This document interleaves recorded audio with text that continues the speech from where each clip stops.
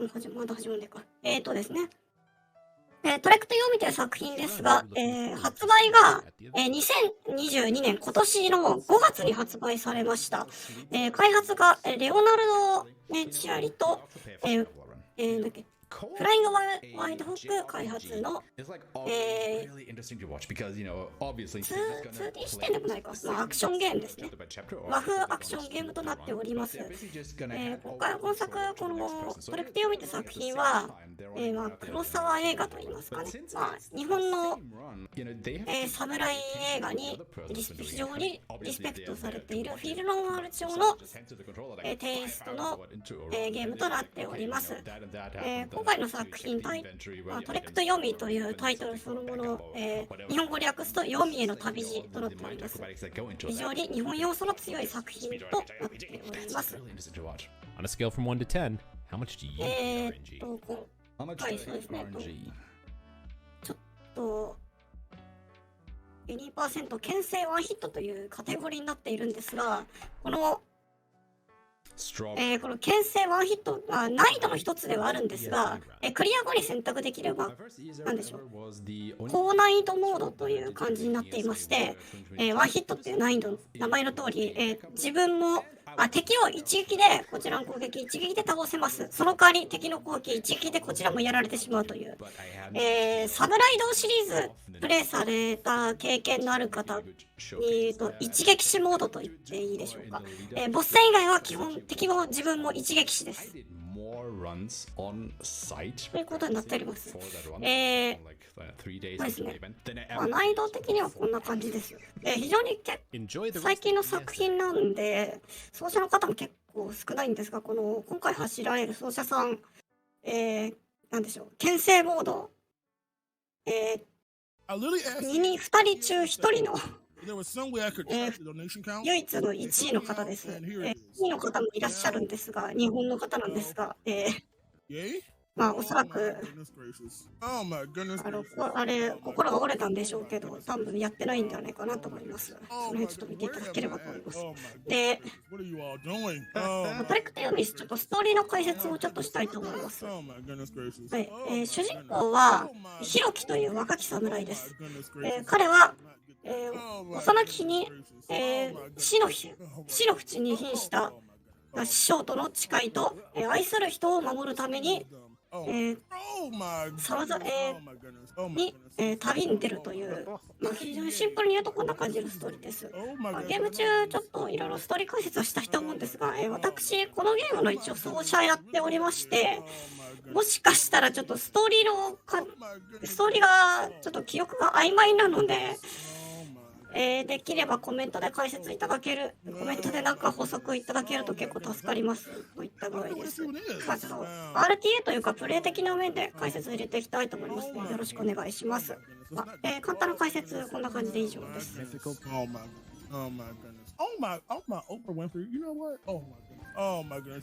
い。はい。まだ切り替わらないみたいなんで、まだまだ喋れますが。はいはいはい。何を喋ればいいんだろうな。私一応前に、なんだっけ、6月の、RTA ブートキャンプというイベントで一回走ったんですね。このゲーム。で、その際は、2%、2ディフィカルティ、いわゆる一番簡単な難易度で走ったっていう経験がありまして、その際、今回のなんでしょう。今回の奏者さんも一応2%、2ディフィカルティカテゴリーですと、1位、世界1位のカテゴリーを持って非常に、つわものとなっております。はい。で、どんなゲームかっていうのは、ゲーム内でおいおいちょっと、RTA 関係の解説も含めながら、ちょこちょこ喋っていこうかなと思います。なんか、ありますかね。なんか、簡単な質問でしたらお答えできますが。もう全然前知識がないので、アクションゲームですよね。はいはい。ちょっとアクションゲームなんですが、一応探索するパートと、一本道なんですが、対策するパートと戦闘パートっていう感じで分かれておりまして、戦闘パートに関しては 2D アクション風になっていまして、いわゆる左右移動しかできないみたいな感じになっています。で、まあ、従人公も敵もまあ基本刀とか槍とか使って戦う感じで、Hope we're all doing good. We are here to raise money for Save the Children. Links to donate to that wonderful cause are below the stream. そうですね、まあ、一応ワンヒット KO っていうカテゴリーというか難易度的な説明ちょっと補足しますと、基本的にはこのトレクティオミという作品難易度が4つありまして、低い方から歌舞伎、武士道、浪人、牽制となっておりまして、敵の強さや量とかリソースとかに関しては、浪人基準となっておりまして、ただ雑魚敵に関しては一撃、自分も一撃で、ボス戦は浪人と難易度同じなんで非常にしんどい思いをすることになります。敵はこっち一撃倒せるのにこっちはランダム攻撃しないと倒せないみたいな、そんな感じとなっておりまして、あとちょっと難易度の違いで変わるのは、このゲームはコマンド入力でさまざまな技を出すことができるんですが、その技のなんでしょう、発動するときのその技の精度というか、正確なコマンドの入力を高難易度ほど要求されまして、適当に振り回してるだけだと狙った技が出ないっていう非常にしんどいモードになってまして、一応私もこれ高難易度のカテゴリーの奏者じゃないんですが、前もって事前に走ったんですが、技が出なさすぎて、切れるのを通り越して発狂しまして二度とやりたくないって思ったぐらい非常にRTA ではしんどいモードになっております。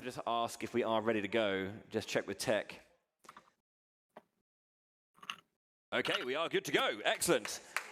Let's go. The trek to Yomi by Aeshmah. Actually, yeah, I think I want to hear Bobby do this yoga. I want the first thing to hear. それとこのゲームなんですが、こんな感じで日本語が非常にふんだんに使われております。おー。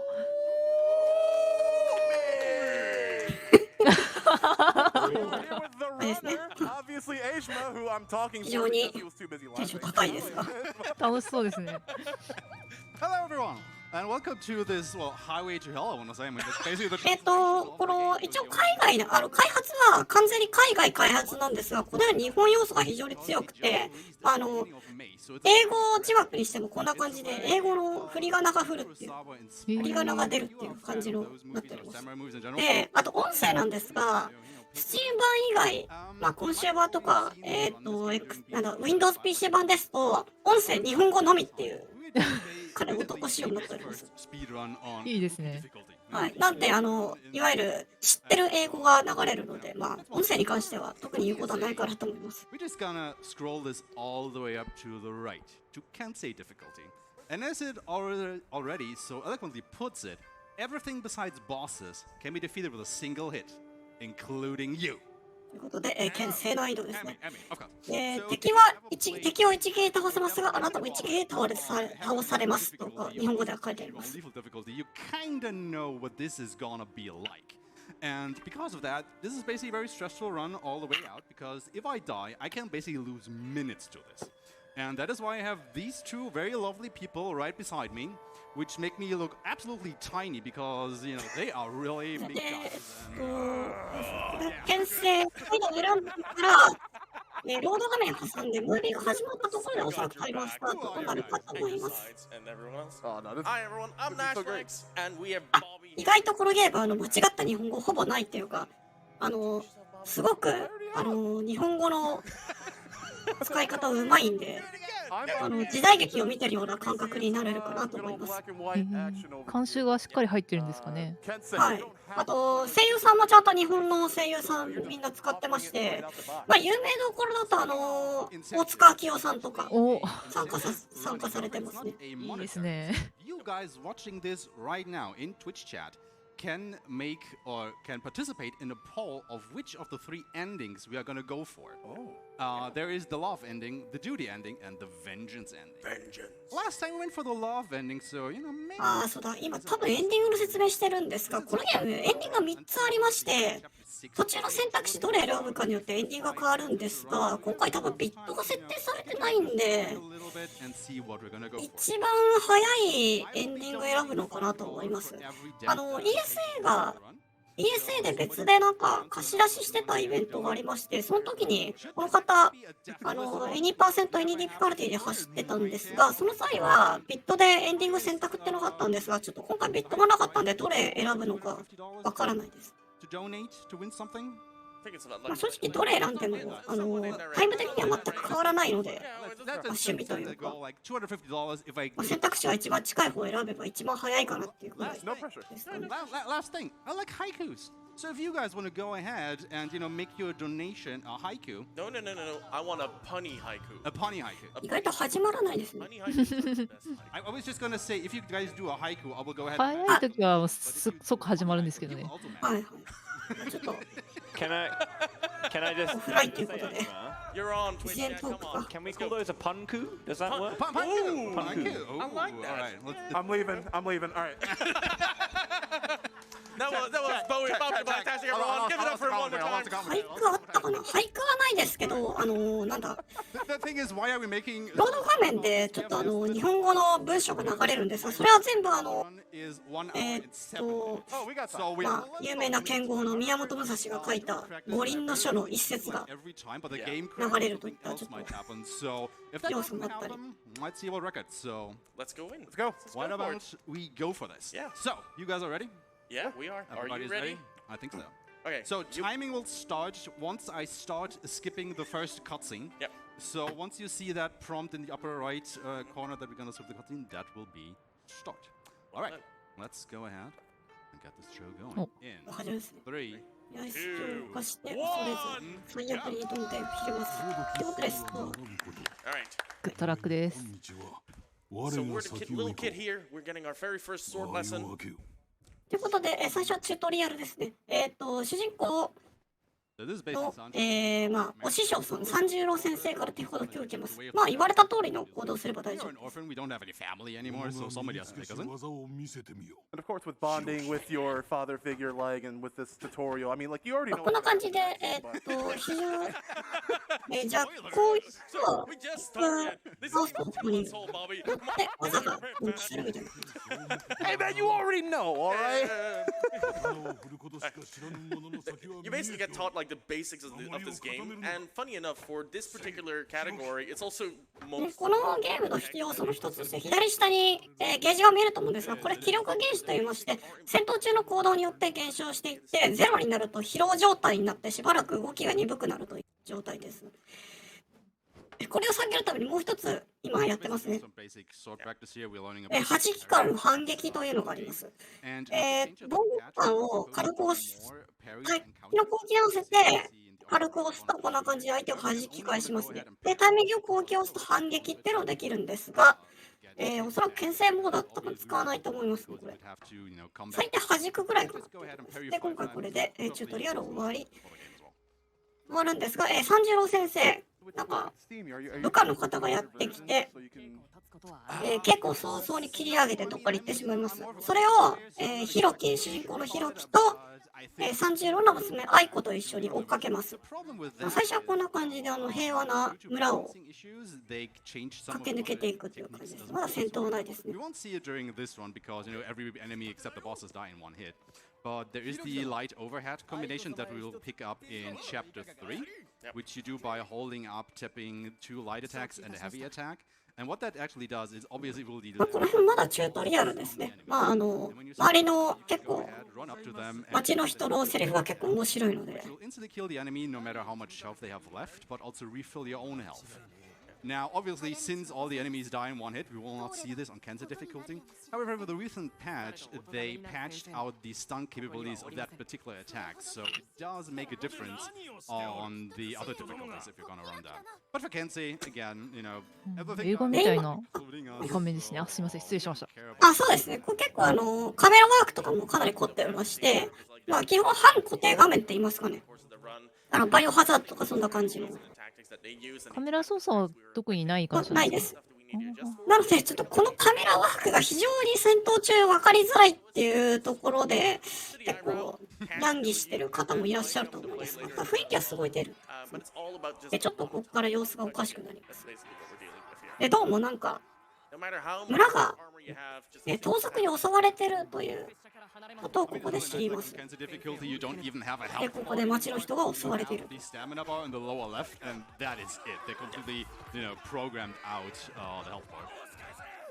So our town here is getting attacked by bandits, and we, as like the trusty samurai in training, are. で、ここからそうです戦闘始まります。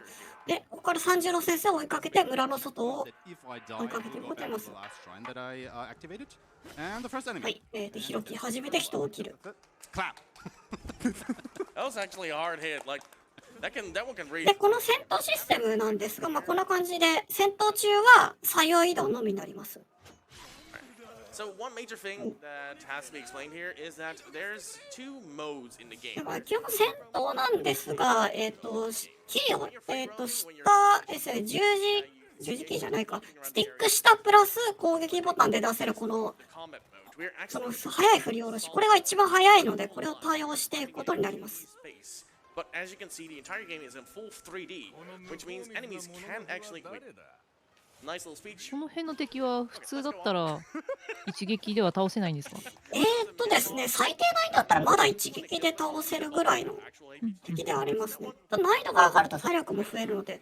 で、ここで多分、鉄壁か。鉄壁、覚えたか。鉄壁っていう、まあ、どっからでもガードできるっていう技と、振り向き切りですね。自分が向いてる側と逆を向きながら、こう逆方向にスティックを入れて攻撃すると振り向きながら切るっていうことができます。で、途中で町の人を助けます。村人を助けて話しかけることで、棒手裏剣というアイテムを入手しました。で、このゲーム、飛び道具が一部使えまして、切り替えながら使用できるんですけど、棒手裏剣というのは移動しながら、素早く出せるという非常に速い武器でして、まあ、他の難易度ですと基本牽制用になるんですが、牽制難易度ですと一撃必殺の最強武器になります。They'll convert and become bartenders and just like work the fields.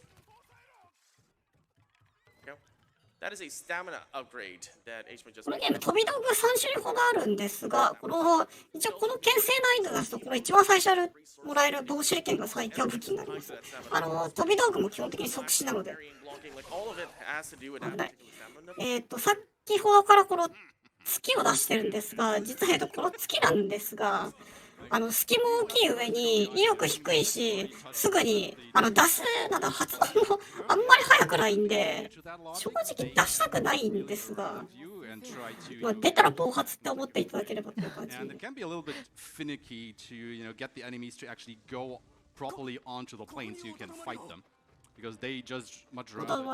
話してるとタイムロスなんで話しません。ということで、セーブして、第1章のボス戦です。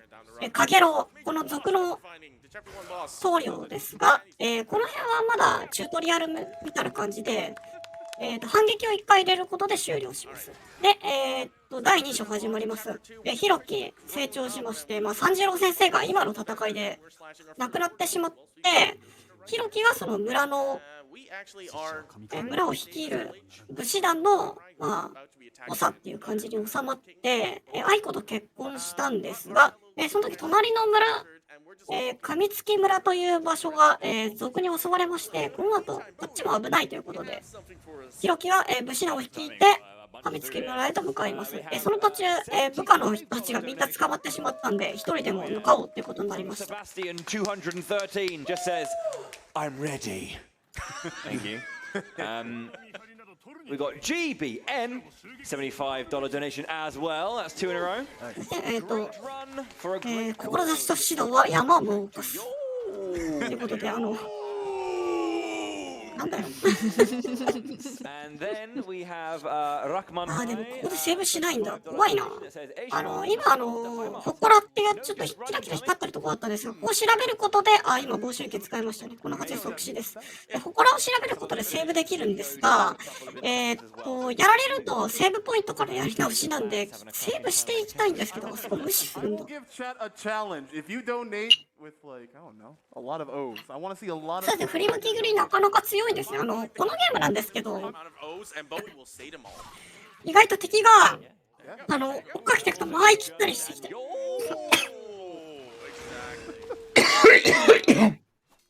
失礼しました。大丈夫ですか？あんまり攻めでやると、逆に時間かかったり攻撃食らっちゃったりするんで、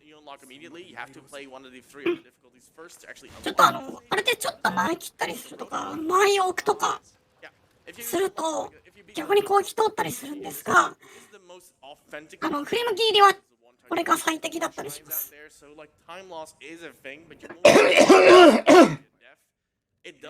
すいません、ちょっと飲み物が喉に。はい。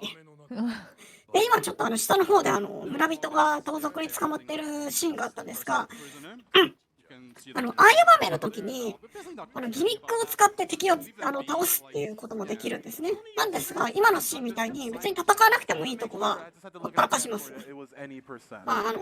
しばらく捕まっててくださいって感じで。で、アイテム今取りました。記録、左下ですね。スタミナ、英語だとスタミナ、日本語だと記憶が、上昇するアイテムです。これなるべく取っておきたいですね。今後、ボス戦とか、気力がないと非常に辛いことになるので。で、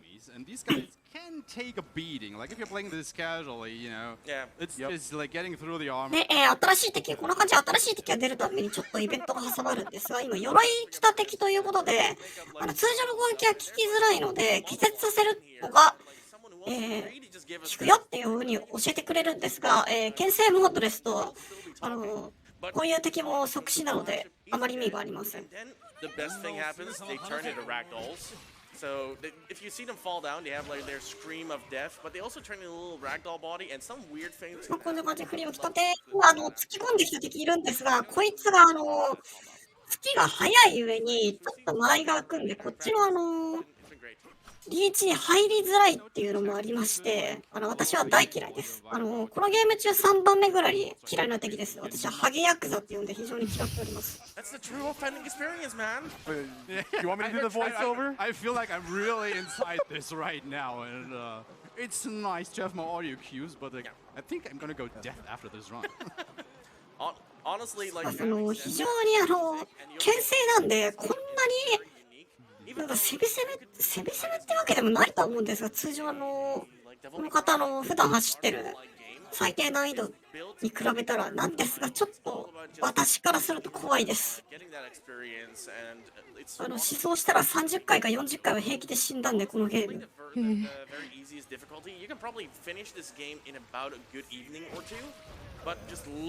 で、ちょっとこのゲームのなんでしょう、こうテクニックですかね。ちょっと転がったりしてると思うんですが、攻撃した後の隙をこうやってなくすっていうのもちょっと非常に大事なテクニックになったです。私はちょっと転がるのは初めて見たんですが、なんか切った後にガードを一回挟むことで、ちょっと間合いっていうか攻撃後の隙を消すっていうのをよくやるんですが、気を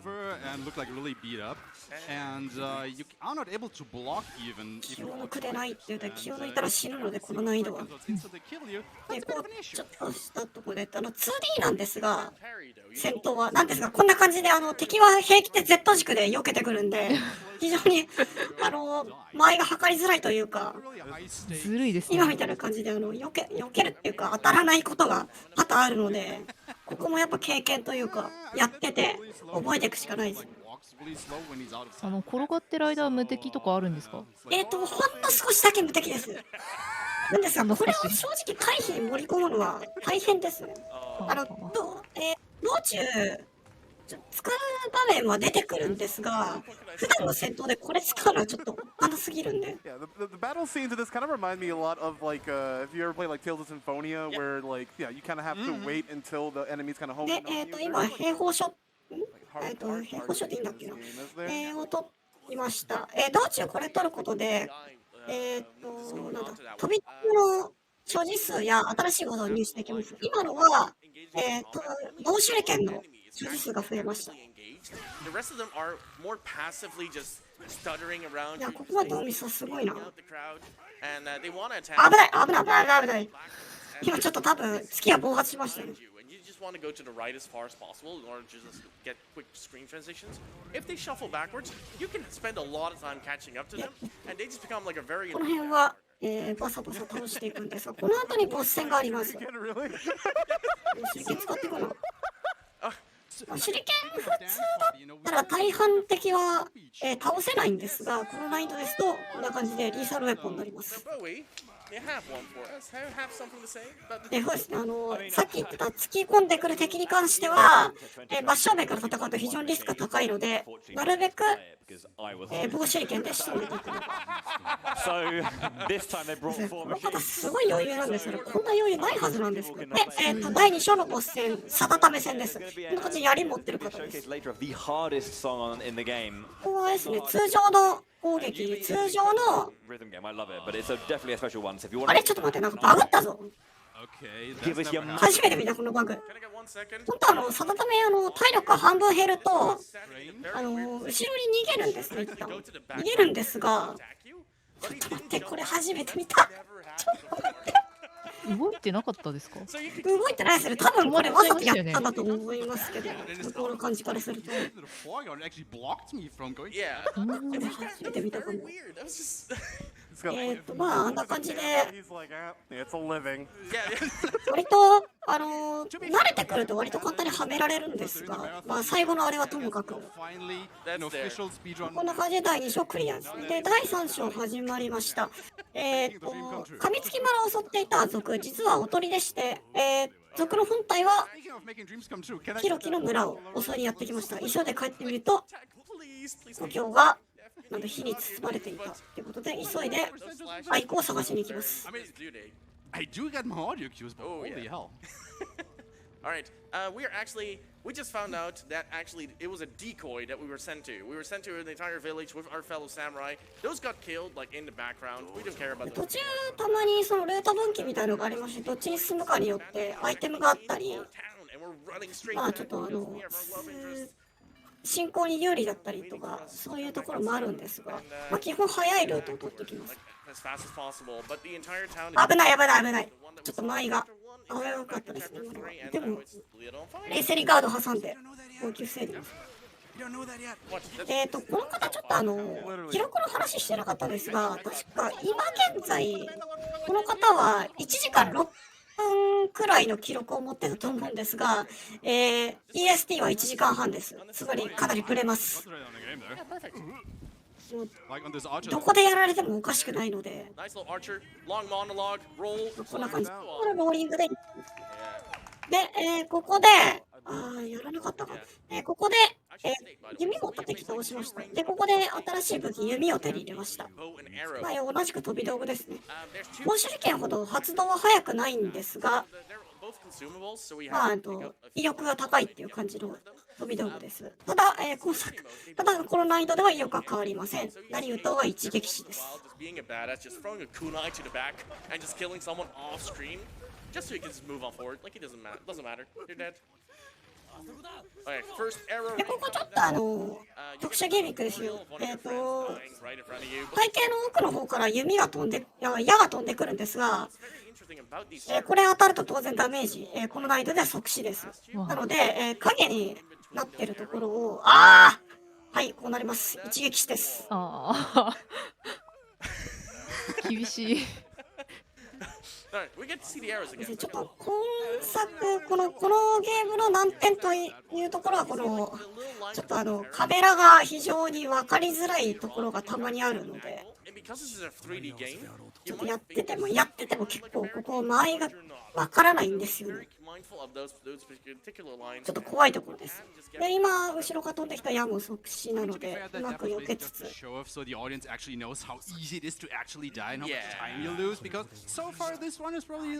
び道具とか道中に落ちているのを拾うことで回収できます。And if you still think that, go to the leaderboards and show us. Yeah. I completed my first run in just under 3 hours, and that was on the. 今指使いますね。こんな感じ。Kabuki, Yeah. The very baby's first speedrun. Yeah, baby's first speedrun. That was my baby's first speedrun run. But it was very good. Like you can just go ahead and just explore the game. Those horse guys are. これちょっと、マジか、ローリングで受けるんだ。前方後方から、牙なんで。馬に乗った敵がやってくるんですが、これ、当然こいつらの攻撃食らっても即死なので、私だったらガードするんですが、この方ちゃんとローリングできっちり動いてますね。ローリングの方は当然早いですが、失敗すると即死しますんで、非常に怖いです。And just slashing when they're past a certain point there. And we're back in the first chapter actually, where we were a little bit earlier. There was the crane here. Do you remember? 白黒の上にローアンクルだと非常に見づらくてやってる方も大変なんですが、ここら辺も慣れるしかないですね。そうです。左下戦闘中に左下に出てくるこのゲージが気力ゲージ、いわゆるスタミナです。で今新しい敵、槍持ち、槍持った敵が出てくるんですが、これ非常にリーチが長いので正面から戦うと大変なので、今みたいに手裏剣で倒しました。普通にやってても弓矢で即死させますね。This enemy just now that I killed actually showed that off pretty well because he's jumped down from the roof and you saw him just have his sword leisurely at his side before he go into a combat ready stance. And that actually tells you when you are able to deal damage to the enemies, because once they are still, standing like leisurely. ここで一旦ちょっと右に行って、ここで弓矢の所持数を増やしました。牽制難易度では非常にこの飛び道具の本数がタイムどころか生死に直結するので、この管理が大事になります。で、今取ったのが、技ですね。ライトオーバーヘッドコンビネーション、日本語だと勝ち抜きという技です。切り上げ2回から、周りの短い素早い突きを繰り出すっていう3連続攻撃でして、鎧持った攻撃的に非常に効果的というふうに説明あるんですが、当然この難易度ですとあんまり関係ない。危ない。なんですが、ボス戦では非常に有用なので取ってきます。So this was actually the first shrine that we activated, once you left Ico, once the bandits started attacking. So you should know this area if you've been paying attention.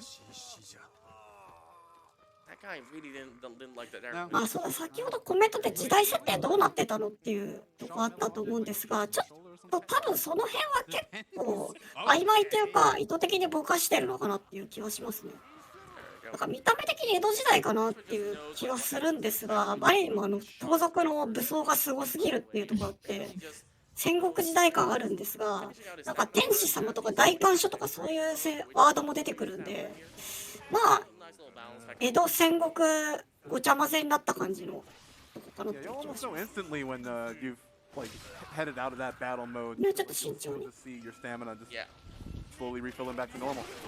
Alright, but we have time for a few quick donations before we head into the next boss. Okay, cool. We've got $5 from Elkia124. It says, good luck with the Ghost of Tsushima. セリフも非常に時代がかってるというか、盗賊なのに喋り方が普通になんかお侍さんみたいな喋り方してるんで、ちょっと内容謝りましたね今。I've got more time for donations then. Brilliant. 後ろの方、コメンテーターの方なんですが、奏者さんではないので、おそらくお知り合いの方かなと思うんですが。Don't always make sense. 危ない。やっぱこんな感じで逃げる。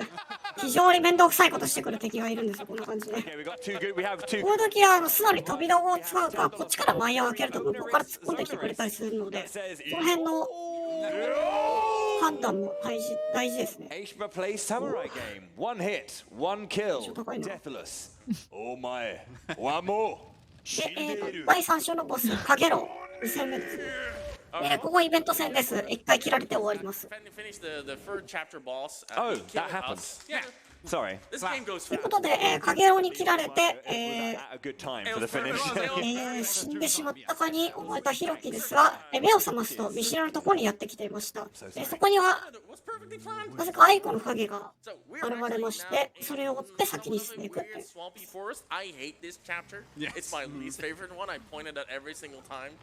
Like when during practice runs, I walk away.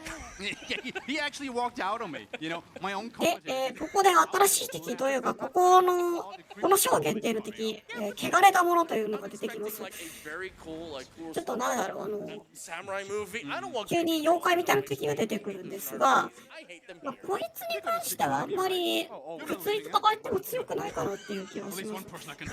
技のなんだ発動、敵の攻撃の発動遅いので、まあ先手取れば勝てるかなっていうところです。通常プレイだとそこそこ体力高いんで、なんか倒しきれないと面倒くさかったりするんですが、ここはまあきっちりこの戦というか、まあ先手を取っていくっていうところですね。この辺は武士道の基本というか。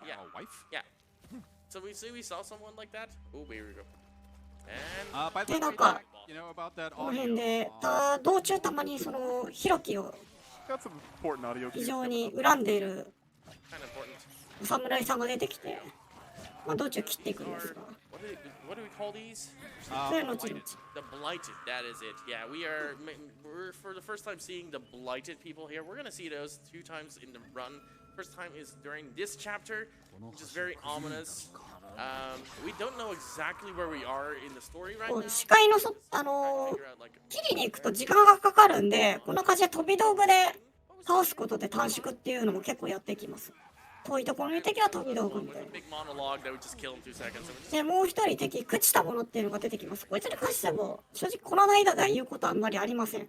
別の難易度ですと、中途半端にダメージ与えると、続きを連発してきて、こっちをはめ殺してくるっていう、非常に厄介な敵ではあるんですが、まあ一撃死なんで、攻撃食らうのように倒していきましょう。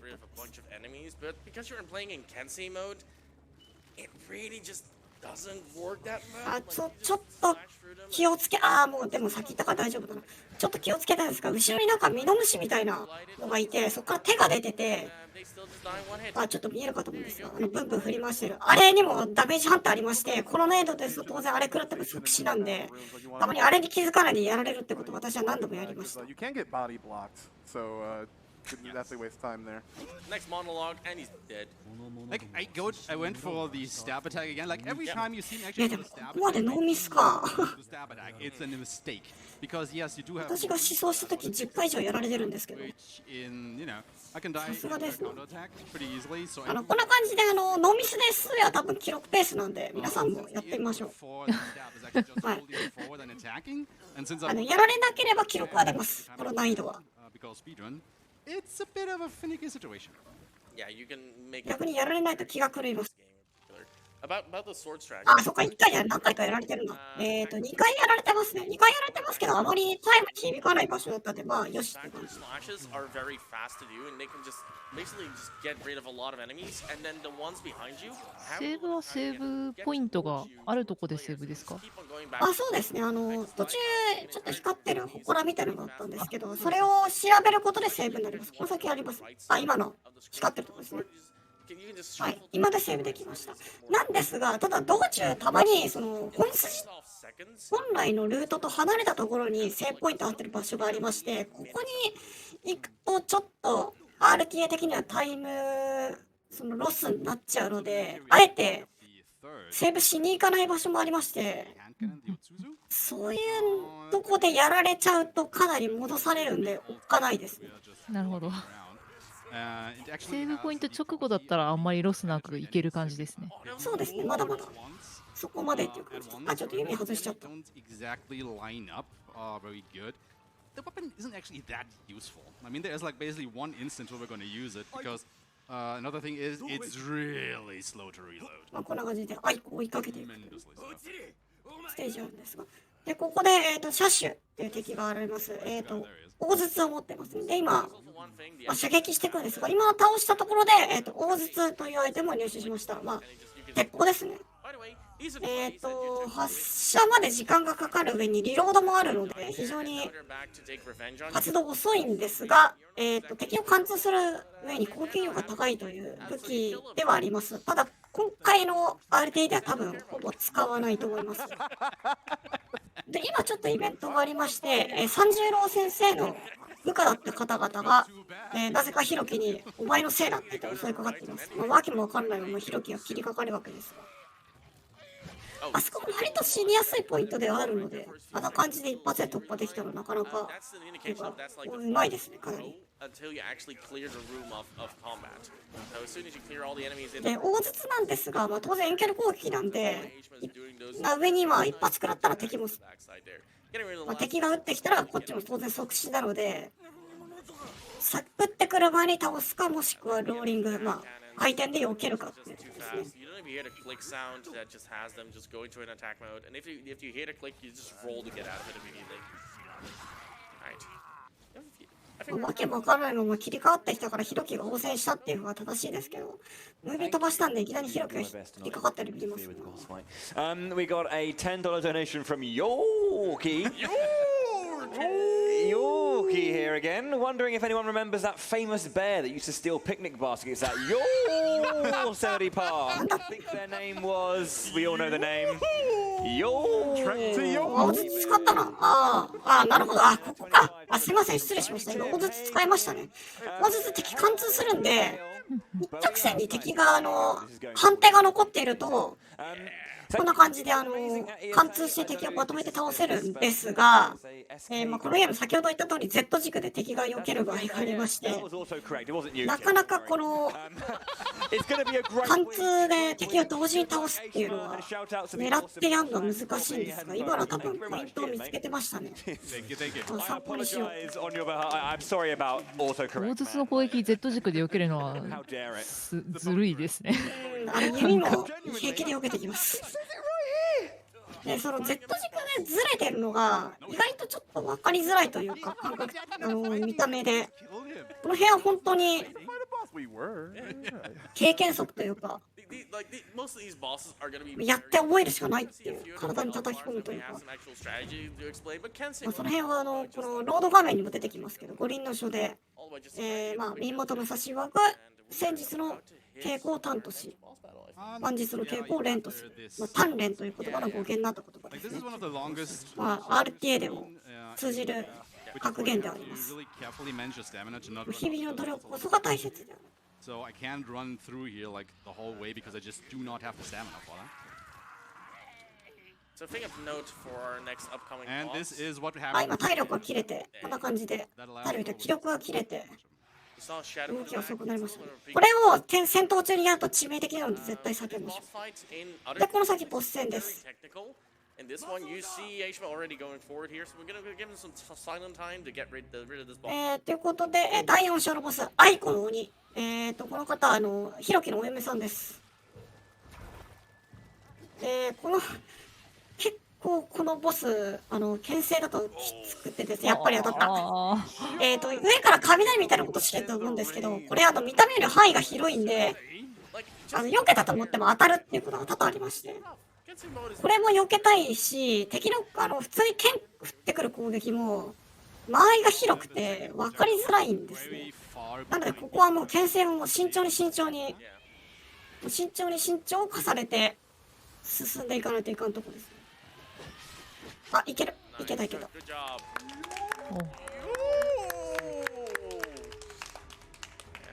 ことで、第4章終了ですね。で、アイコと話して、これからヨミへと向かいます。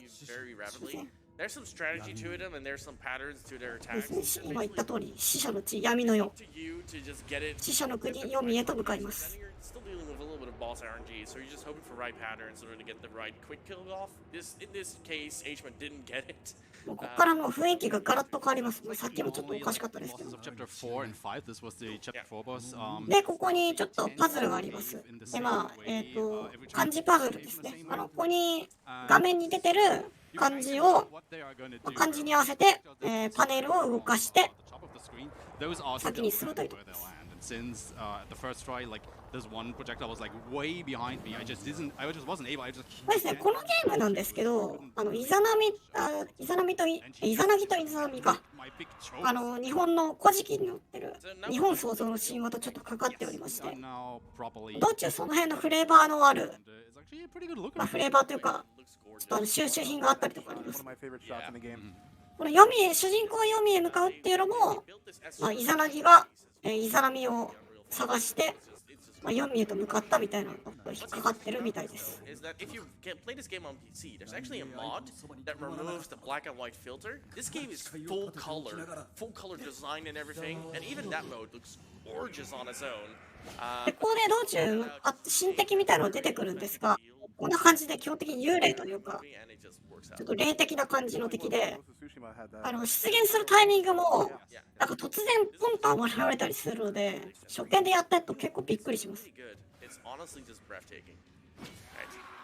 あ、なんですが、基本一撃即死なんで、まあ、先手を取って倒していくっていうのは変わりません。And regardless, 1 HP, they die anyway. So we're just gonna go on like we have been basically. There's a lot of different types of attacks and like patterns. こんな感じで摩訶不思議な現象も。We have like a light, heavy attack, and like later on we get like a light, heavy attack that we can do as well. There we go. ここで引っ込んでいいのかな日本語だと。敵なんですけど、刀を飛ばしてきたり、突然なんか無敵になって体力回復してきたりとか、かなり現実離れした攻撃をしてくる敵ですね。まあ、この先も結構こういうのが出てきます。And you're lost and you had to watch that same cutscene all over again. This game just gives all of that. This is redemption for all those times as a kid. We're just waiting past the cutscene every single time. Here we go. ああ、外しちゃった。今感じ、まあ Z 時間ずれたんで外します。わかりにくいですね、これ、だいぶ。これは本当に分かりづらいです。今感じちょっと見づらいかもしれないですけど、実はちょっと曲がり道になってまして、その関係で外れちゃったっていうところです。ここで亡霊っていう敵が出てきます。敵を召喚してくるんで、早く倒さないと、どんどん敵増やされて、ロスになりますので、優先的に倒していきます。Oh man, we're going so fast. You're loading still stuff. You're still loading parts of the environment in. It's so great. Alright. We actually have like an enemy. You saw her appear a little while ago, but there's a ghost lady enemy in here, and I'm just gonna call her the ghost lady. We got the second one coming up. Yeah, 2 left, 2 right, 1 left. ここもパズルですね。まあ、書いてある通り入力すればいいだけで、日本人には優しい仕様というか。Now here because Aeshmah is running this game, but he still doesn't know 6 combinations. You're not supposed to say that. ちょっと何言ってるか分からない。Strategy guide over here. Nothing. Good old Prima official over here. Can I just interject? This is why he does ultimate in Onimusha, so he doesn't have to do the puzzle boxes. こんなに余裕のある難易度ではないんですが。Oh yeah, you got 3 people here, Aeshmah. I love you, buddy. You know, the moment that this run changed on the schedule, I knew I was in good company. ちょっとなんかゲーム中のセリフとかも重視っていうかちょっと聞いただければと思ったんですけど、現地が元気すぎて多分聞こえてないと思うんですが。$10, $100. That's all we're getting. That's all we're getting. Get the donations going. Come on, everyone. It's for a good cause. 多分私がプレイするとこの辺で切り散らかしてると思うんですが本当にある程度とすごい大変なんですよこれ。They made this as sort of a showcase run, and there's a lot of like aesthetics that they pull through. You see the walls moving there. It's basically just a tiny little puzzle element. It doesn't come back at all at some point. There's two. こんな感じでちょっとなんか But it just shows off like the 世にも不思議な the 仕 grand. 掛けが出てきたりと現実感が非常になくなっていくというか。で、新しい敵、幽霊という敵が出てきました。こいつ、後方に、主人公の後方にワープしたり、なんだ、分身を呼んでこっちの気力を空にしたりとか、かなり厄介というか、多分雑魚敵の中では一番厄介な敵でありますので、こんな感じで、先手取れなかったら大変っていう感じです。今のは、本当に真正面でサクッと倒しましたけど、今後こういうこともできなくなるとは思うので、ちょっと対処も大変なことですね。We'll be seeing us a little bit later, all right? We got enough of that incoming later. ちょっとセーフティーですかね、セーフ。 We got a lot of good runs coming. ナイス。 So if you don't know what that means, go back to ESA Winter and watch Bobby's what was it? Symphony of the Night? Symphony of the Night crowd Symphony of the Night crowd control. Let's just call him attack control at this point. I'm sure you'll be seeing that video played like throughout like the bumps when we're on break and all that.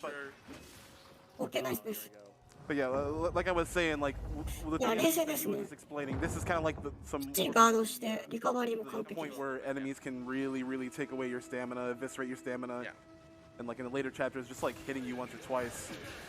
Yeah, Ronin is a equally hard difficulty, but in a completely different way because like those enemies can really ruin your day. But Kensei mode is just all about just like getting the action done. Yeah, and like stamina management and those especially lengthy battle scenes. Alright, time for the next boss battle. So, we saw him before. Welcome. で、中ボス戦です。坂留さん、もう一回出てきます。死んだ。ちょっと面倒くさいぞ、これ。ですね、このゲーム、ボス戦入る前にムービー入ると思うんですが、一回やられてから再戦すると、ムービーが自動でカットされるという親切機能があるんですね。ただ、このムービーがカットされるせいで、敵のその攻撃するタイミングがずれちゃうんですよ。こんな感じで。なので、やられるとかえって面倒くさいことになるっていうのが多々あります。He wanted vengeance. Yeah. Chat. Vengeance. Vengeance. チャプター2の、チャプター2が第2章の Really going for you ボスと同じですね。 He's very mad that you 基本やってくることも変わらないので、同じことやれば勝てるってことです。ありますが。 and he's going to the side to the back this こんな感じで後ろに下がったら、部下がやってくるという感じ。 Everything dies in one hit, so you don't have to actually deal with most of them. And second wave here. And then it's Just gonna really come low on back. stamina. I'm just gonna play around with these guys a little bit before he comes back. And like just the same combo, light, heavy this time. Very 感じ nicely done. で、You ever had that boss bug out on you? And ここで、連続攻撃、防御不可っていう技を入手しました。このゲームにおける一番最強の技ではあります。 Normally he behaves, you know, like a good, like a ボス戦とかで今後使うのかな、多分。もしかしたら使わないかもしれないですが。一番強いんですが、この牽制ナイトですと、かなりの精度で入力求められまして、これを入力しようとして、失敗しまくって私は、ちょっと放送では言えないような状況になりまして。なのでこれ、無理に狙うんだったら別の技で、まあ、ちょっと保管した方がいいのかなっていう気がします。ただこれ使うのがボス戦は多分一番早くなると思うんで、今後の。こんな感じでワープしますね、幽霊さん。ワープするんですが、そのワープする場所が、ヒロキのすぐ真後ろなんで、だったらわざとワープさせて、出てきたところを、出てきたところを狙うっていう手もあります。やっぱりやられた。こんな感じで、ローリングの回避って結構シビアなんで、やり出すと、あれはこんな感じでやられ、さっきみたいな感じでやられた。こんな感じになります。I have never died to these guys before. Never. I mean, I'll just leave, dog. Okay, there we go. Third time's the charm. だからこういうことがあるんで、私はここはガードで切り抜けてます。そっちの方が、安全なので。ちょっとここローリングで切り抜けるの怖いですね。So, miniature puzzle. This is the only real like puzzle in the game where you have to just press a few buttons in order to get a sequence done. That is different than all the other ones. So, we're gonna go down this little area, and we are gonna actually we have to cut a boat free. ところどころちょっと日本語のセリフ入るんですが、このセリフもさっきですとあれか、前の章のアイコの鬼倒した後にちょっと選択肢が出たんですが、あれを選択肢によってちょっとこの辺のセリフとか演出が変わったりとかあります。まあ、タイムには関係ないので、どれ選んでも大丈夫です。で、ここもちょっと仕掛けですね。で、スイッチを押すと水が出てきて、縄を切って船の上に乗る。で、船の上に乗るのが遅れると溺れてやり直しです。Oh yeah, I mean yeah, we do. Yeah, of course. Yeah, yeah. There's a リラックスしますね。 anonymous donation. ここはもう入っていってゲポイントの。Yeah. That no comment. That 溺れるって言ってもドボンと落ちてそのやり直しになるだけなんであんまり面白みはないです。 classic track. I do want to get that incentive in. Like, I do want to press the. We need to press the GeoGuessr showcase. That's coming up very, very shortly in a couple of runs. So let's try and get that met. If I can incentivize you a little bit, we do have 2 up for grabs. If your minimum donation is $100. この攻撃も厄介なんで、まあ、 There's one reserved for NA residents and one reserved for European residents. So. Yeah, two separate little lots there. $100 minimum donation. So $75 minimum donation is for 2 Steam decks in there for anyone. And there's also, I think, $50 minimum donation for a couple of Nintendo Switches as well. So yeah. Prizes to be won. Good consoles to play here at ESA. And also to save the children. Exactly. Also save the children. Every single こ dollar. こちょっとパズルが2段階になってまして、もう1個スイッチを押すと、こんな感じで地面が出てくるんですが、時間が経つとまた下に落ちてしまいまして、そこにいると当然ヒロキも下に落っこちます。まあ、そこまで気をつけるところではないので。大丈夫と思います。 If you want to go fast, you actually go onto those stones before they are fully formed. There we go. Off-screen kill. 中盤って言っていいのかな。まあ、中盤は過ぎてるところですからね。 A little shout of him just dying, and then he'll go, okay, I'm safe. We're gonna keep on going here. We're gonna go up to this gate here. We're gonna pick up. で、矢を補充する。このね、普通ってか他のアイドルでもそうなんですけど、結構飛び道具重要でして、タイム短縮にも、まあ、先ほどその離れた敵を倒すのにも飛び道具とか結構大事になってくるので、まあ矢がなくて矢ねってなることが多々あるので、こんな感じで管理は大事です。Makes things a little bit easier. There's a lot of collectibles out there that are just single pickups, so getting a full stack of them immediately is just very nice. あ、ワープした。 And you have 結構ワープ後の猶予短かったりするんで、 you do not want to spend time walking ちゃんときちっと決め打ちしていかないと alone, like those arrows just 幽霊は大変ですね。 Exactly. Alright, see the Torii gate in the back? I love that Torii gate. And we're going to see that in just a moment. Oh yeah. Look at that. They're going for a little bit of a safety here, picking up another upgrade and destroying. Because it's been a bit. あ、きっちり取ってきましたね。 There is more fighting coming up. ちょっと私がやってたルートと違うの、さすが牽制。So you're safe on that. Yeah, now, no more horses. Actually, この先もちょっと長いので、なるべくやられたくないから、成分も入れましたので、気力アップも取りました。As well, Spear Guy, like this is definitely an upgraded version. 最低難易度だったら割とその気力アイテムとかって無視していくんですが、まあ、ボスはその、浪人と同じでかなり体力も多いので、気力切れがおっかなくて、多分初期気力だとほぼ倒せないぐらいなんで、気力はしっかり取っていきますね。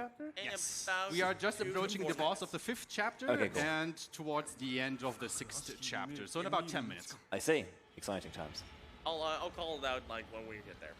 No worries. ということで、この先、ボス戦です。 Stargate. Very loud. 第5章のボス、三十郎の鬼、師匠ですね。 It has specific patterns, and Aeshmah is trying to get through the こんな patterns. 感じで、非常にブブブブ振り回してくるんですが、ローリングで裏に回りながら、銃撃ですね。強攻撃をこうやって加えていくって感じです。あ、うまいうまい。ちゃんとパターン決めましたね。ここはこの30路線は割とパターンが取りやすいので、そこまでさっきのアイコ戦よりは難易度は低いですね。Is this game like tailored for PS5 or is it like PS4 on PS5 for via backwards compatibility? I mean, it's a both consoles actually. I'm not exactly sure if it's. 多分ですけど、このゲーム、この難易度に関しては、アイコが一番しんどい気がする。ラスボスも、ラスボスの方がしんどいか。ただちょっと、ボス戦に関しては30ロよりは、アイコを師匠よりはお嫁さんの方が強いみたい。And obviously he's on PC, and I'm not sure about Xbox though. I'm not sure. I don't think so. One thing that PS5 do take advantage of are those incredibly quick. 第6章始まりましたね。第6章、読みの深淵です。さらに深みへと行きます。Even a hard drive. どんどん驚ろしい雰囲気になっていきます。Guys up because I don't want to die here.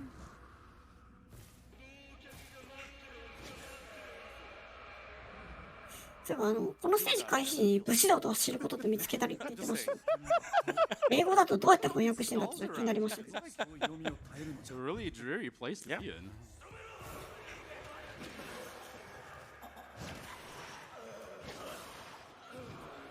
Guy's helmet flew off.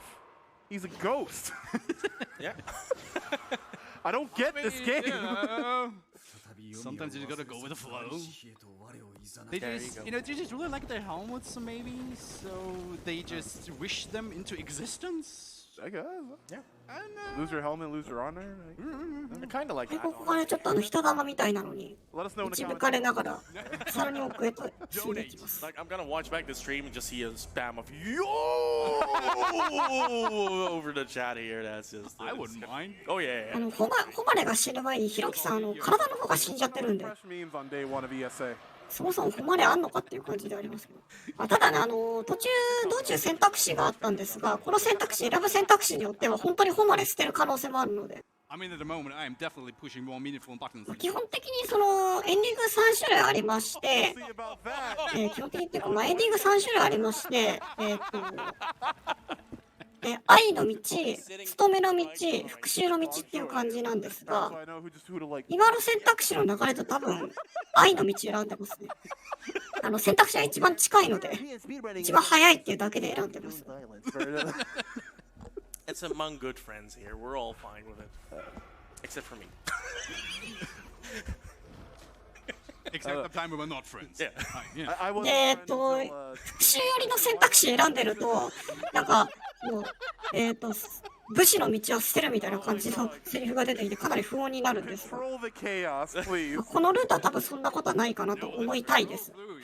ただエンディングって最後の3つ目の選択肢 Cut off for the で決まるんで、そこで何選ぶかによりますね。この総帥さん何選ぶんだろう。 Time until we get through the Yeah, so temple at start the at top. Oh yeah, but we want to talk about the dragon. The dragon? Yeah. Did you see? There's a dragon. I do see that large coiled で scaly また thing. 後ろ手奥の方から矢が飛んでくるところですね。ただこの矢なんですが、 Like how you're trying.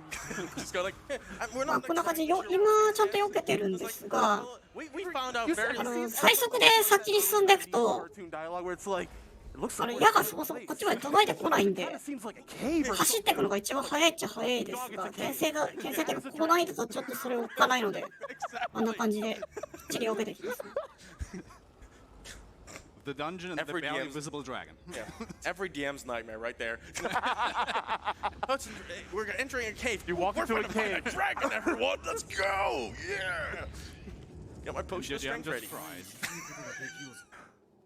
ちょっと後ろが楽しそう。 Rest in peace to caves in D&D, because like everyone has night vision anyway. Yeah. You can't make it scary. You can't make it spooky.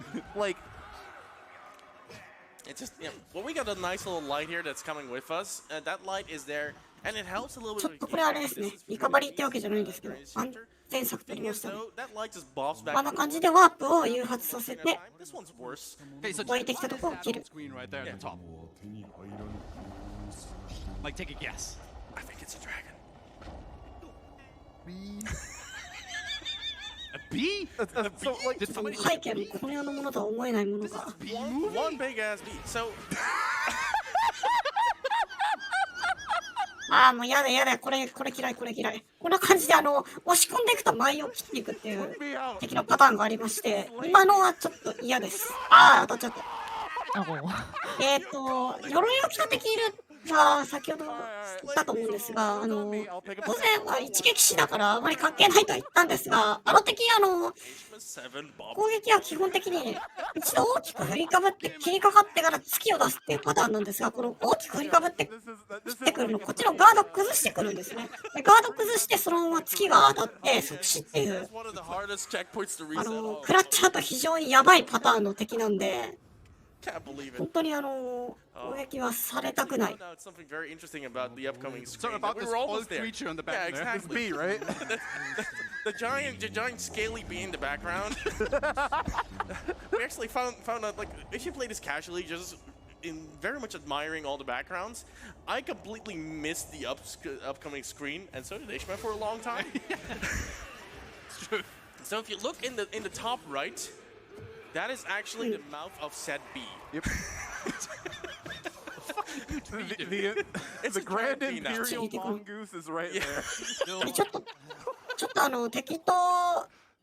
敵が下がったらこっちも下がったっていうのをやってるのがちょっとわかるかなと思うんですが、Anybody check out the こっちが下がることによって敵がこっちに来る、攻撃仕掛けてくるっていう感じになるので、 Oh my god! ああ、 That's not a very bad check. なので相手が逃げてるんだったらこっちから前開けた方がかえって早くなったりします。 Alright. These guys, like, honestly, like, this is one of the hardest rooms because these guys can very much be very finicky to play around with. As you can see, as Aeshmah is swiping forward, they actually take a step back and then counterattack at you. So you gotta be really in their face in order to actually get the first swipe off immediately. If you don't, it can become a very hard fight to deal with.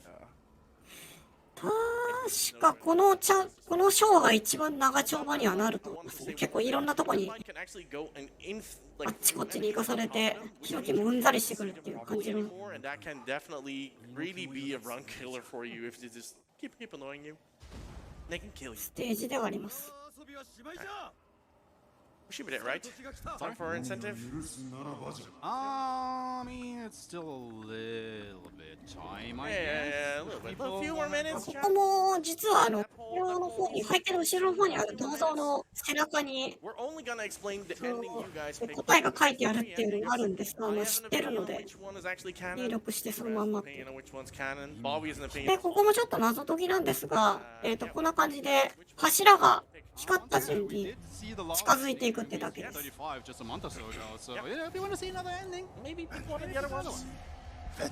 This is the final puzzle of the game, by the way. It's very hard. You just gotta remember this particular sequence of 6 towers, and as soon as you get them done, all the puzzles are out of the way. Congratulations, did you Aeshmah. say 6? Yeah, 6 towers, right? They're 4. Four towers, and you took that long? Can I get another commentator? これついてきてる魂ってこれ何だったっけ？特にゲーム中説明なかったと思いますね。ただ読みの住人のどうのこうのみたいな、 Spiders on screen. 具体的に誰みたいなのなかったと思います。 Just play games about spiders. I'll be there.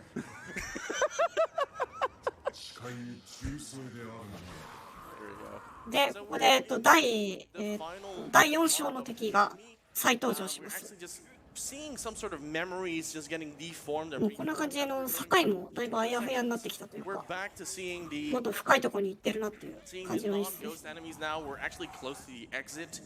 We're trying to find our way out of this place, but first we have like one major obstacle to deal with, and they're basically spread around like through these towers. So we're gonna activate 4 more of these Yeah. obelisks, and then we're gonna go through another こ trophy ん gate. な感じに余裕あるのは、この奏者さん自体が結構こういう大型のイベント慣れしてるというか、他の確かタイトルでも走ってる方なので、 So yeah. 非常にこんな大舞台でリラックスしてらっしゃるというか、 Two more towers, two more obelisk. As you can see, 私は無理 we're ですね。 not on the 2D plane yet, and as soon as they got on there, they just started Ah, being very momentos. finicky and just like walking backwards the entire time. They especially move fast in this chapter too. Yeah. Like they are so skittish. Yeah, they can be. 今のもちょっと大筒をローリングできっちり受けてきましたね。 Prep the attack. They just. 今後この敵と大筒持ちがサンドイッチみたいな感じで出てきて、ローリングで避けれないとやられてしまう場面も多々出てくるので、この辺は必修科目。 Yeah, you got this. I got you. Perfect. Perfect. All right. So we're having to deal with. Ooh, that was a nice double. Good stuff. Good stuff. Love to see it. Another doubles. And the guy comes actually. Oh, he's early. たまにこういっぱい切っただけでその敵をまとめて倒せるっていうところがあるんで、 It actually spawns. こうだからBasically killed. このタイミングを奏者さん And きっち usually り spawns very far. 測ってらっしゃいますね。 That might be a place where you're just stuck, and he just doesn't. 結構シビアなんですが、 See him just scurrying and going along the screen, going like, "I'm here, come get me." I hate him. Yeah. Not really. All right. We're gonna need it anytime soon. We have like 2 more times to go, and then we need to include it. So, lore-wise, we're basically in the final stretch of Yomi, and we need to find some center of balance. Basically, the fact that we got slain in Chapter 3 Ah. and here, Missed it. but Nash won. こんな感じでトップの奏者さんでも何度もやられます。だからかなり ESA に余裕を持ってます。 Commentator's curse that I have brought upon me here with these two dudes. What did I do? We're trying, okay? Come on, you can 結 live 構 with ブ the リ next リオンっていうん one. だ。英語字幕ああNash! Who was that? Ow! あちょっと受けるのミスってますよ。 That's gonna be in timeout after this. まあ基本的に敵の数とかは一つ下の浪人っていう難易度の乗っ取ってるので、確かに配置はかなりきついんですよね。それと Everything can kill you, so like even 大体のプレイヤーさんが言うのは牽制より浪人のがきついって言ってる。 normally these types of rooms are 通常プレだと very much accustomed to like a ま particular あそんな感じの評価が deviate a little よく bit 見 here ら and れ there. ますね。 But as Spear Guy 1 proved, 浪人これに加えて敵が硬いので、一撃死じゃないですけど。 your run can devolve, and it's all about just having that proper adjustments that you got to keep doing. There we go. Nice. Nice roll. Nice, good stuff. Here, those are those quick backslashes back and forth, just dealing with all his enemies, except for the one that just like Yes. didn't want to play along again. まあ Sometimes そのところ勝負終盤ですね。 backstab and they 終 get 盤っていうかもうすぐ終わる your か。 range, and you got to be あ、きっちり careful 取ってくな。 with the counterattack that's gonna happen. 2体同時切りこんなにきっちり取れるもんか。 What's it gonna be, Bowie? ということでこの先ボス戦です。ちょっと見覚えのある Thank you, No, I champ. just remember to actually select them. 見覚えのある道場が。 Vengeance is the one. Alright, we're going through ベンジェスって言うからもしかしたらエンディング変えるかも。 first chapter. ということで第6章のボスヒロキの鬼 Selves. なんですがこ Balanced version んな感じで鉢抜きって技使ってはめ殺します。 Oh my god, that was beautiful. That was perfect. あ、やっぱり選ぶんだわ。 Absolutely perfect. エンディング決定しました。復讐の道になりました。ここで So we just woke up like はい as ヒロキ chapter 3 we were slain. もう And now we just basically got back from Yomi. まあ誉れも捨てて Finished the job. 奥さんも捨てて This is the place where you saw us like 復讐に生きることを選びました。 one as a kid. And you see a lot of these rooms. そうかそっち選んだか。 We have a few enemy まあ、今の感じでちょっと技をサクッと出してますけど、 It's a very 割と牽制っていうかまあこの牽制浪人だと enemy in the game きっちり入力しないといけないので as well. ちょっとミスるのが怖いんですが、そこのあたりさすがですね。 Mega armor. ブブンブンブンブブンブブンブンブンガードブブンブンガードブブンブンガードブブンブンガードって感じで No. 3回出してガード3回ガード3回ガードっていう感じです入力的には。それでI promise you, you won't be disappointed. 本来ですとその突き出した後にちょっと斬新が入って隙ができるんですが、それをガード Low, they didn't see で it. キャンセルしてっていうところですね。Suddenly, Kakeshi's castle.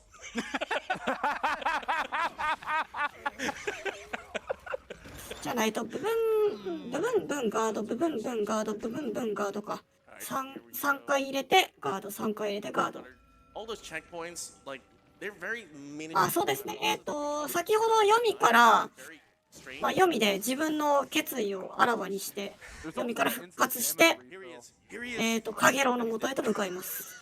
ということで第7章最終章です。 Light armor, anti-armor rotation attack to get behind him and just slowly whittle him down. But one single kunai Kensei takes care of him, and we're out of there. The hardest mid boss. アンチアムローテーション使うかなこれ。 Here we go. 実際第3章で出てきたカゲロウなんですが、あれも第1章で死んだカゲロウが読みから復活した姿らしいです。 In the way of the guy in the sword. 本人曰く Normally gonna go ahead of him. We were able to 細かいなっていう感じですが。 back before we actually just went into it. So they were. あ、矢が当たった。今奥から飛んできた矢が当たりました。 Yeah, about the arrows. あんな感じでここ結構事故ります。 Of you noticing, like I said earlier, that the arrows come at and not at a straight line. Particularly in this section, they have angles going for them, and they can get behind a bit of blockade. And で、あと途中で新しい敵が出てきたんですが、なんか鎧を着て槍持ってる敵が出てきましたね。まあ私はなんだ、個人的には incredibly annoying. We're gonna get 量産型定めって言ってますけど、まあ、こいつも普通プレイだと非常に厄介な敵ではあるんですが、鎧持ちだし、前は広いし、攻撃は痛いしで、まずは牽制なんでこんな感じで手裏剣投げただけで死にます。 those samurai movies to watch. あんまり怖くはありません。 There we are. Remember all those archers back in the day? And two.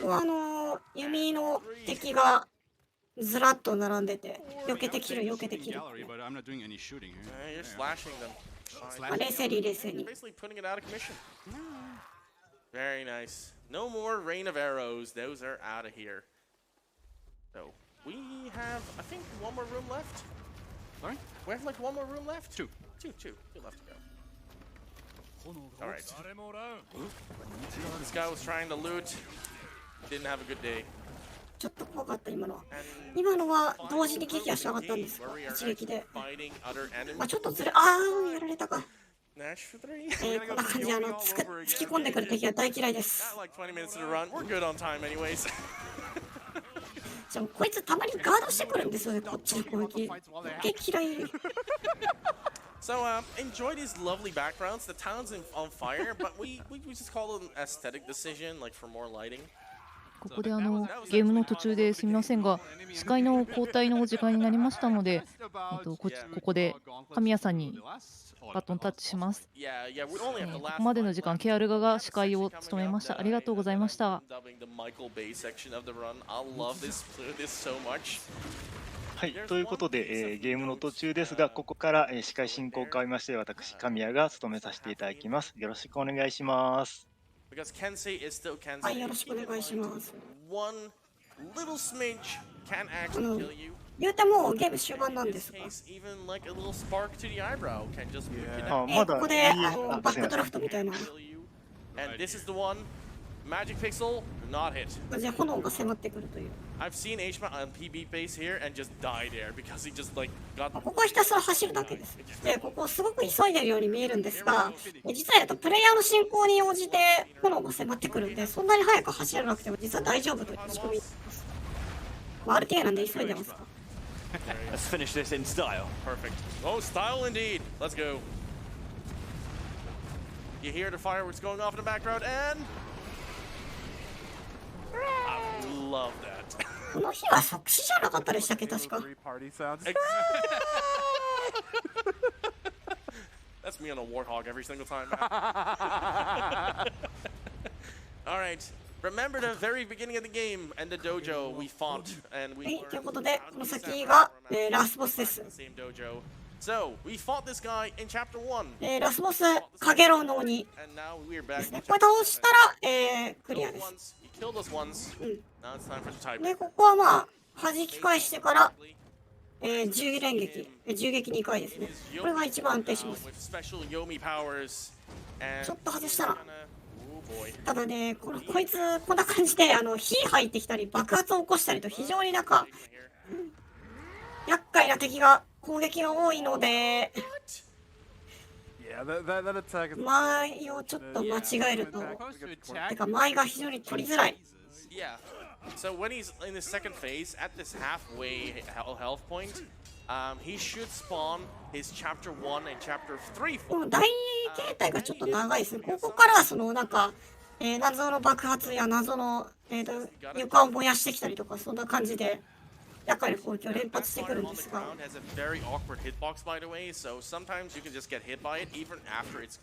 で、体力を半分削ると、なぜか2人に分裂します。で、これをやっつけていくんですが、ここで、そうですね。ああ、きっちり出していくのうまいな。な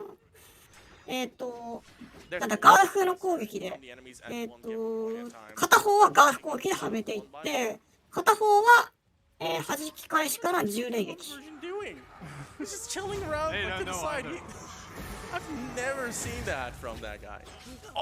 あ、やっぱり。ちょっと今のは、外しちゃいましたね。ここは大変です、本当に。通常ってか、牽制だと。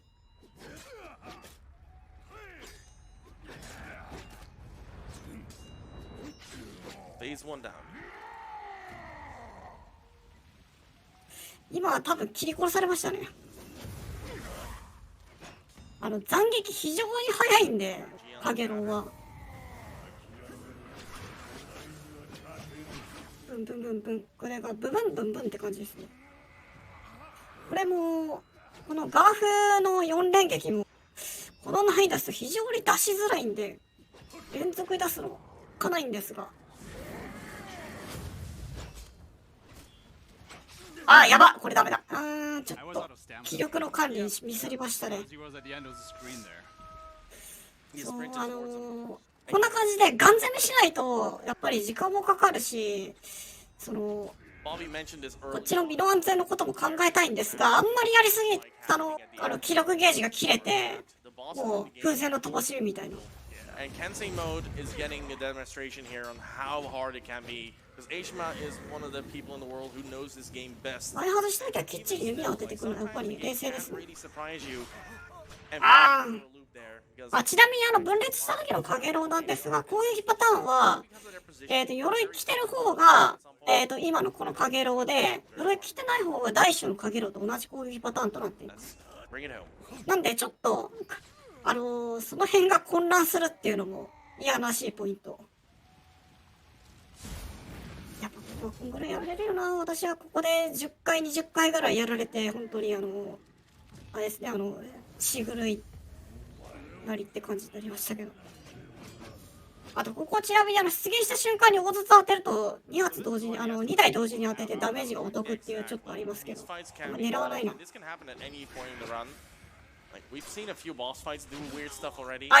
ちょっと今のスタミナをあれですね、スタミナ回復を狙ったところですね。そこを切られましたね。ここは頑張ってほしい。さすがにイギリスで超えることはないと思うんですが、ここでごっそりタイム持ってかれるのはこの難易度では日常茶飯事なので。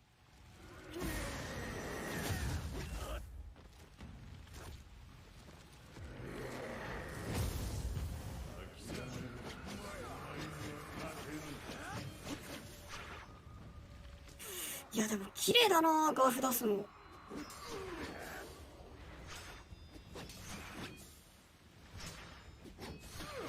一番早いのはガーフではめることなんですけど、ただ連続で出すのが難しいので、もう勝てること。タイムナイス。グッドゲーム。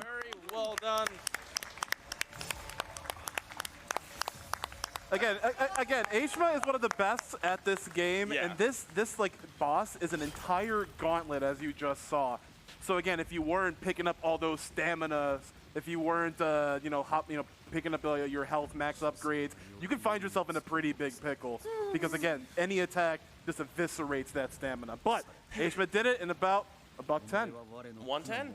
That was a really solid time. Yeah, like it's a really solid time, honestly. Like it was a good showcase. Trek to Yomi has like so much to offer. Like when it comes to narrative aspects of it, it's a beautiful game to go through.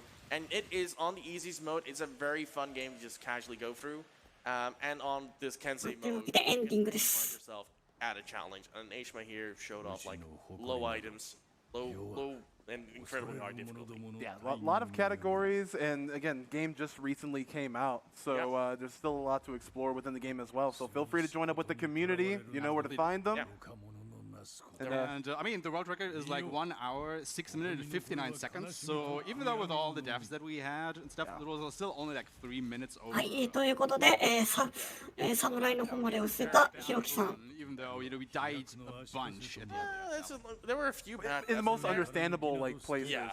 and there were some like BS, you know, like getting hit out of your roll and all that. And you had Spear Guy 1 just do weird stuff there. And I also had you two, death counters like to the left and right. So he's gonna ま die. あこんな感じでね。はい。 He's gonna die 悪い笑顔を浮かんで 12 seconds. 闇に落ちてしまいました。さあ、というところで、これが復讐エンディングですね。 Why don't you tell us about yourself? Yep. I actually do. はい、というわけでこんな感じで以上です。 ESA Summer. I'm actually gonna be running. はい、ありがとうございました。 On Wednesday. まだちょっとエンディング続いてますが、ただいまのゲームはトレック2読み、解説は箱守クロ子さんでした。ありがとうございました。ありがとうございました。最後に何か宣伝等ございますか？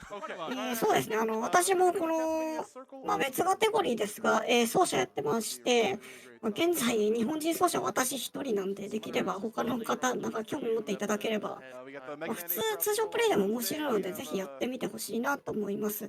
で、このゲームプレイする方法が多々あるんですが、一ついい方法があります。はい、Xbox ゲームパスというのがございまして、こちら、初月100円、月額1100円で、100タイトル以上のゲームが遊び放題です。またゲームの中には、今作、トレクトゲーム含めて、発売初日から遊べるタイトルもあったりします。非常に、お買い得な、サブスクリプションサービスとなっております。Windows PC でもプレイできますので、そちらもぜひ利用いただければと思います。私は Xbox で遊んでほしいです。箱もいして、ありがとうございました。Yeah, you're gonna torture me for 10 hours straight, aren't you? はい、ありがとうございました。そうですね、僕も Xbox は1まで持ってましたが、ゲームパスパソコンで遊べるから1で止まっちゃいましたね。It's 16 hours. He's gonna be sitting right next to me the entire time. Can I eat between? ぜひとも興味持っていただけたら幸いってとこですね。You have something to say to us as well, and everyone back at home. Thank you so much for watching. 結構じっくりとエンディングのスタッフロール流しながらトークしてますね。オープニングトークも非常に長かったので、仲が良さそうな。結構巻きでもありますしね。まあそうですね、ただかなり余裕、ちょっとカテゴリー的にかなり余裕持った EST だったなっていうところであるんですけども、こんな感じで順調にいけばこのくらいっていうところですね。だから喋ってるんですかね。まあかもしれないですね。まあどうなんですかね。あんまり早いと前に前にずれていくのもあるんで。Frosty9. Right, that is the end of my first shift at the event. I will be coming along at some point again during the event to annoy you with more donation reading. But yeah, for now, that's me done. So thank you again for those awesome runs to open the event. It's a real pleasure to be the opening host. We're going to take one more quick break.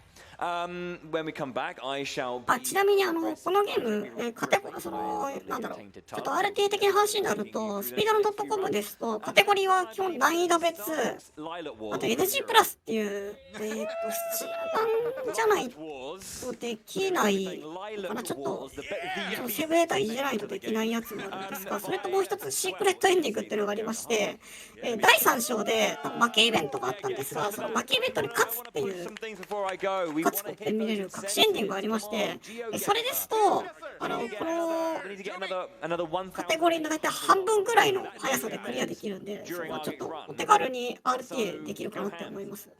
ただちょっと難易度は高いので、私はあまり手出せてませんが、そういった感じで、スピードランドとかもちょっと興味があれば覗いていただければなと思います。まだまだ発売して2ヶ月くらいなので、これから盛り上がっていってほしいなっていうところです。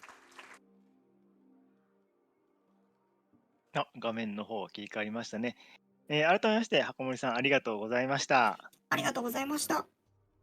それでは次のゲームの準備に入りますので、私の方も一旦失礼いたします。